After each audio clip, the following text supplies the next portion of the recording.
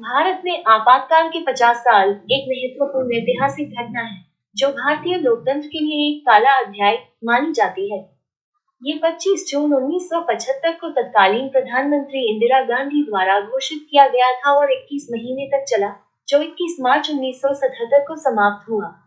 आपातकाल की घोषणा के कारण आपातकाल की घोषणा के पीछे कई कारण थे।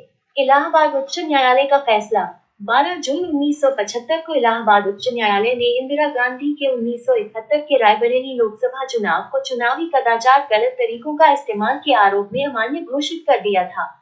इस फैसले ने उनकी लोकसभा सदस्यता रद्द कर दी और उन्हें 6 साल के लिए किसी भी संवैधानिक पद के लिए अयोग्य घोषित कर दिया। जयप्रकाश नारायण का आंदोलन जेपी आंदोलन देश में जयप्रकाश नारायण जेपी के नेतृत्व में भ्रष्टाचार और महंगाई के खिलाफ एक बड़ा जन आंदोलन चल रहा था, जिसने सरकार पर दबाव बढ़ा दिया था। जेपी ने सेना, पुलिस और सरकारी अधिकारियों से सरकार के आदेशों का पालन न करने का आह्वान किया था, जिसे इंदिरा गांधी ने देश की एकता और अखंडता के लिए खतरा बताया।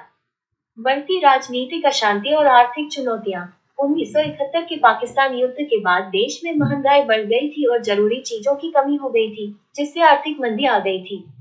पूरे देश में इंदिरा गांधी के खिलाफ जन आक्रोश बढ़ रहा था, जिसमें छात्र और पूरा विपक्ष एकजुट हो गए थे। आंतरिक अशांति का हवाला इंदिरा गांधी ने 26 जून 1975 की सुबह आकाशवाणी पर राष्ट्र के नाम अपने संदेश में कहा कि देश में आंतरिक अशांति और विदेशी ताकतों की साजिश के कारण आपातकाल लगाना जरूरी हो गया है, ताकि देश की एकता और अखंडता की रक्षा की जा सके। आपातकाल के दौरान क्या हुआ?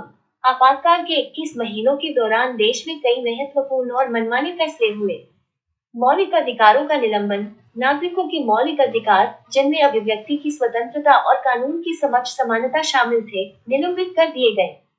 प्रेस पर सेंसरशिप, मीडिया पर कड़ी सेंसरशिप लगा दी गई थी। अखबारों में छपने वाली हर खबर को सरकारी सेंसर की मंजूरी लेनी पड़ती थी। कई पत्रकारों को गिरफ्तार किया गया और समाचार पत्रों के दफ्तरों पर ताले जड़ दिए गए।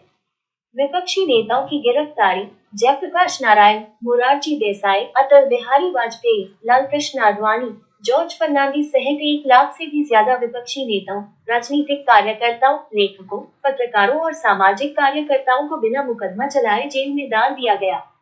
जेलें इतनी भर गई कि जगह कम पड़ने लगी।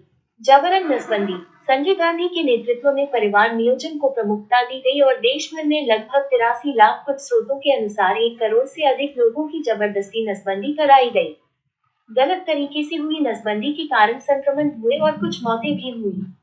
झुग्गी बस्तियों पर बुलडोजर दिल्ली जैसे शहरों में बड़ी संख्या में झुग्गी बस्तियों पर बुलडोजर चलाया गया। आपातकाल का अंत और उसके बाद 18 जनवरी 1977 को इंदिरा गांधी ने अचानक लोकसभा चुनाव कराने की घोषणा कर दी। 16 मार्च को हुए लोकसभा चुनाव में कांग्रेस पार्टी को करारी हार मिली और वह मात्र 153 सीटों पर सिमट गई। इंदिरा गांधी और संजय गांधी दोनों अपने चुनाव हार गए। 21 मार्च 1977 को आधिकारिक रूप से आपातकाल समाप्त हो गया। चुनावों के बाद जनता पार्टी की सरकार बनी और मोरारजी देसाई देश के चौथे प्रधानमंत्री बने। नई सरकार ने संविधान में 44वां संशोधन किया, जिससे भविष्य में आपातकाल लगाने के नियमों को और सख्त बनाया गया।